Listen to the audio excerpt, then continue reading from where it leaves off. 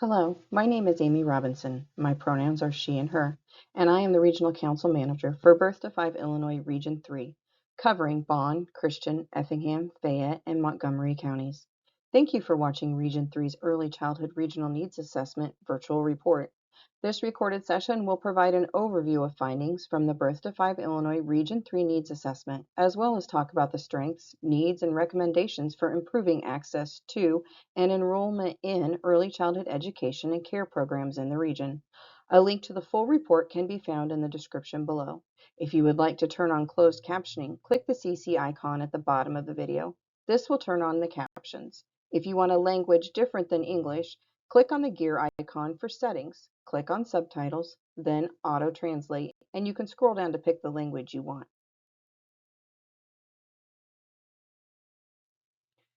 In 2021, the Illinois Commission on Equitable Early Childhood Education and Care Funding issued a report with findings that highlighted the inequities in early childhood funding in Illinois and the need to create a better statewide infrastructure to support early childhood professionals, expand services and programs for families and caregivers, and increase enrollment in ECEC programs. The report focused on the importance of addressing racial inequities and the need to include local voices in the conversation funders and decision makers were having about early childhood education and care. To provide a structure for communities, families, and caregivers to engage with the data and share their experiences, a new statewide infrastructure was created across 39 regions, all of which align with the existing Illinois State Board of Education regional offices of education boundaries, but operate independently. Birth to 5 Illinois regional boundaries align with school districts instead of strictly following county lines, which can be a challenge for gathering and interpreting data because many early childhood services are provided by or tied to school districts.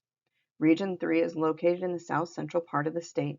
It is the traditional home to the Peoria, Maya, Sioux, Kaskaskia, Kickapoo, and Osage nations. It is a mostly rural area with small towns filling the landscape between farms and fields. Agriculture is the region's biggest industry, but several large corporations have also taken residence in the region. Join me in the Region 3 office is Heather Naw, our Family and Community Engagement Specialist, and our administrative support, Katie Gulo.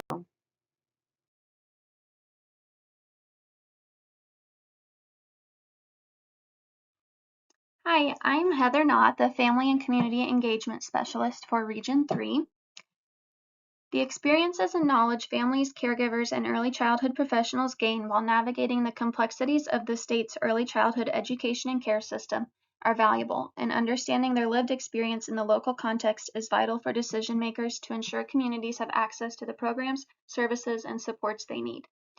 To this end, Birth to 5 Illinois was created to harness family and caregiver voices in early childhood education and care, and serve as a bridge between the communities and policymakers so family, caregiver, and professional experiences can guide the decisions made to expand or enhance services across the state. Our mission is to create a statewide regional infrastructure that will amplify input from our communities in the development of policies and funding priorities. We support the mobilization of communities to build and sustain equitable access to inclusive, high quality, and early childhood services for all children and families in the state of Illinois.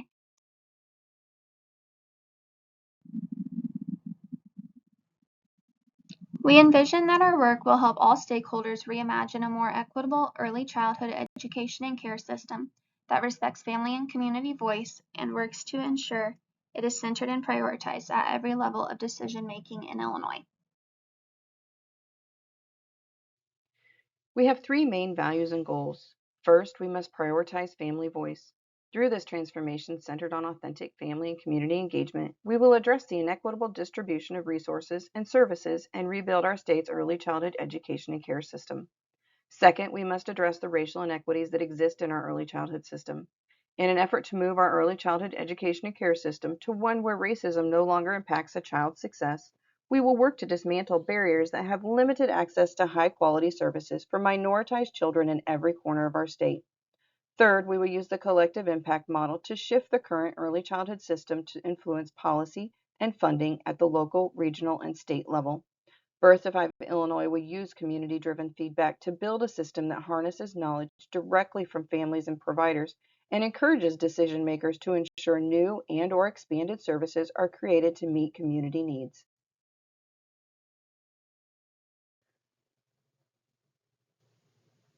Two critical parts of the new statewide infrastructure are family councils and action councils. Located in each of the 39 regions, the councils provide feedback on quantitative data from the Illinois Early Childhood Asset Map, or ICAM, and the Illinois Network of Child Care Resource and Referral Agencies, or INCRA, to help contextualize the data at the local level. The councils meet twice a month in virtual, in-person, or hybrid meetings.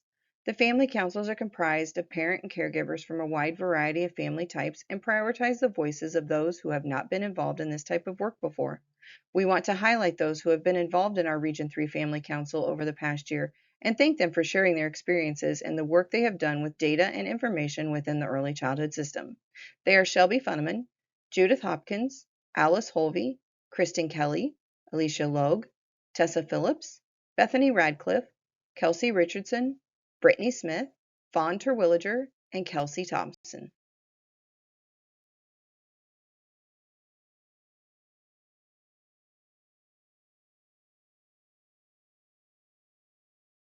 Action councils are comprised of early childhood education and care professionals, healthcare providers, faith leaders, elected officials, and other community members. Each action council reserved 2 seats for parents and caregivers to ensure family voices were included in every discussion. Action Council members were invited to bring additional aggregated data on programs and services provided by their own agencies and organizations to complement data from ICAM and INCRA.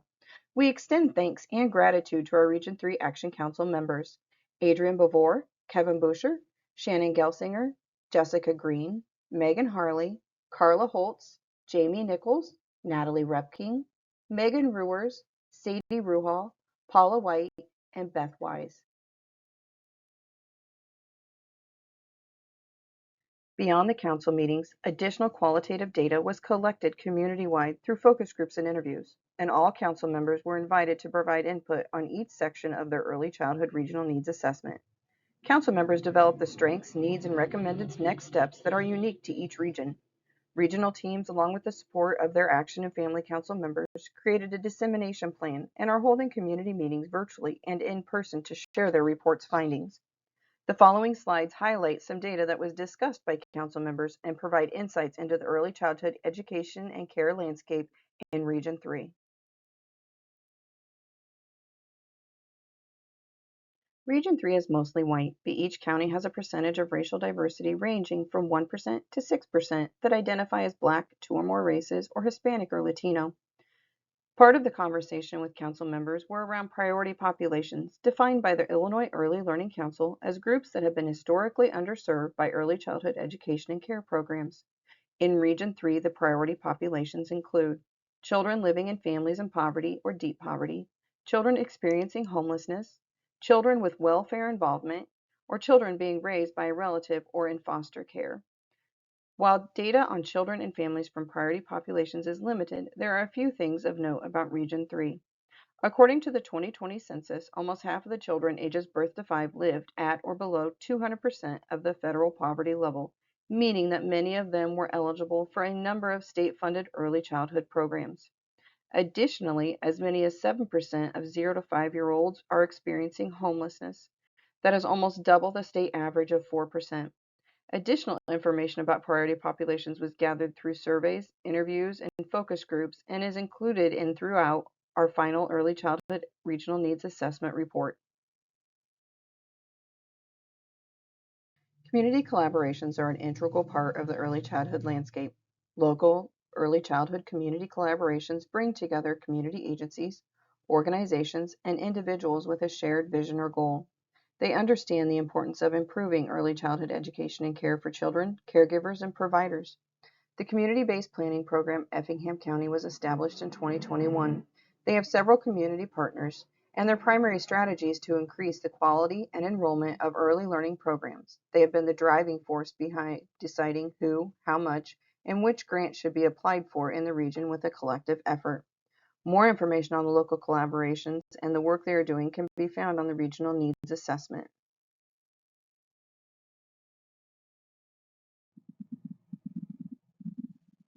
Region 3 is home to a variety of early childhood education and care programs and providers, all servicing children based on the licensing, funding, and staffing requirements. But access to early childhood programs and services is not equitable for all of the region's families. Wait lists at child care centers and the availability of child care in our region is a significant barrier for families and caregivers. As one community member stated, "My child, who is 3 years old, has had 6 different daycare settings due to turnovers in staff and closures." Families and caregivers reported that they were highly reliant on grandparents or other family members to provide child care for their children. Some parents have had to quit their jobs or turn down career advancements due to the lack of available child care and cited the cost of care as a reason that they haven't used it. There is a program that families can apply to through the Illinois Department of Human Services, or IDHS, called the Child Care Assistance Program, or CCAP. This program provides families with limited access to financial resources and access to quality, affordable child care while allowing caregivers to continue working and/or completing their education. All families are required to cost share on a sliding scale based on family size and income. However, not all providers will accept CCAP due to delayed payments, and not all families want to complete the application, which is lengthy and can be difficult to complete. There are publicly funded preschool options available in the region, such as Early Head Start, Preschool for All, and the Preschool for All expansion programs. However, not all programs are full day, nor do they all provide transportation to and from the program, leaving many families who qualify for publicly funded preschool choosing not to enroll them in a publicly funded program. Additionally, there are not enough spots for families to enroll their child in care across all programs in the region, leaving some families with very limited options for childcare. Through community meetings, focus groups, interviews, and surveys, families in the region reiterated the urgent need for more affordable childcare and preschool options, staffed with providers and teachers that are well paid, supported, trained, and who will want to continue working in early childhood long term. Similar to other areas of the state, Region 3 is experiencing a staff and teacher shortage, preventing programs from operating at full capacity or expanding to meet community needs. Staff turnover is a big contributor to the workforce shortage, and it remains a concern among community members in Region 3. Many community members report that pay and salaries are also a factor when considering staff turnover. The pay is low and is not a long-term option for many trying to support a family.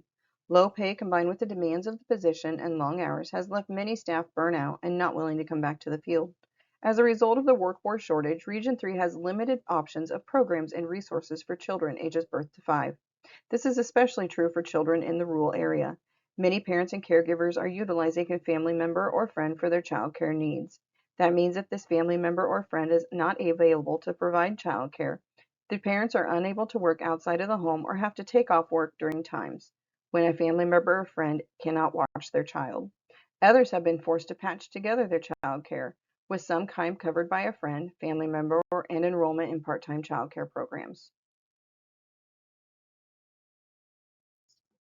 Community and council members identified several strengths of the early childhood system in the region. For the sake of time, I will only share a few.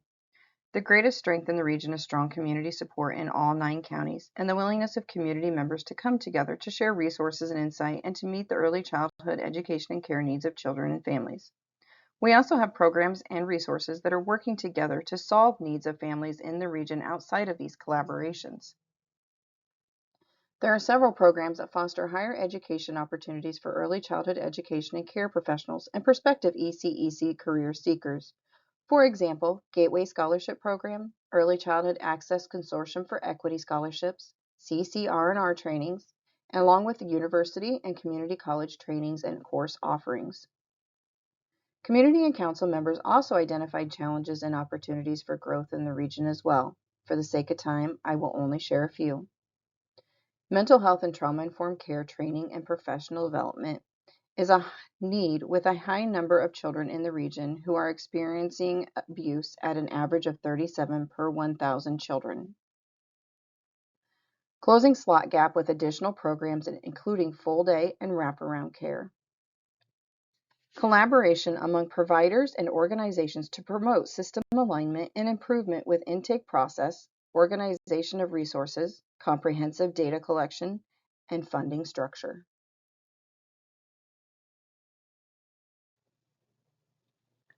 Based on community and council conversations, recommendations have been made on how early childhood education and care programs and services can be improved for families in the region. Recommendations will be presented to lawmakers, state agencies, local elected officials, and funders so that they can better understand the needs of families in the region and share the recommendations with them so they can see how to best meet those needs. These are a few of the recommendations made, but more can be found in the Regional Needs Assessment. Providing mental health and trauma-informed training and professional development for all ECEC workforce. Providing access to quality education and care services and support regardless of income level of the family. By increasing the federal poverty threshold, this would create more eligibility for the CCAP program and therefore qualify more families and caregivers to receive ECEC services for their children. And funding additional slots that support inclusion and expand on services that offer alternative delivery models that overcome barriers for families. For example, transportation, family child care homes, home visiting, and wraparound care.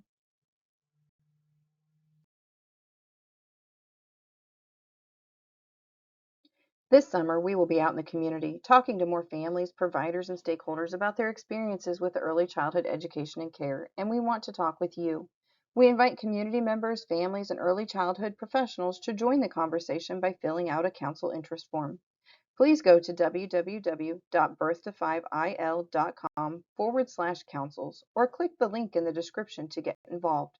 Interest forms will close later this summer, with council meetings fully resuming in August.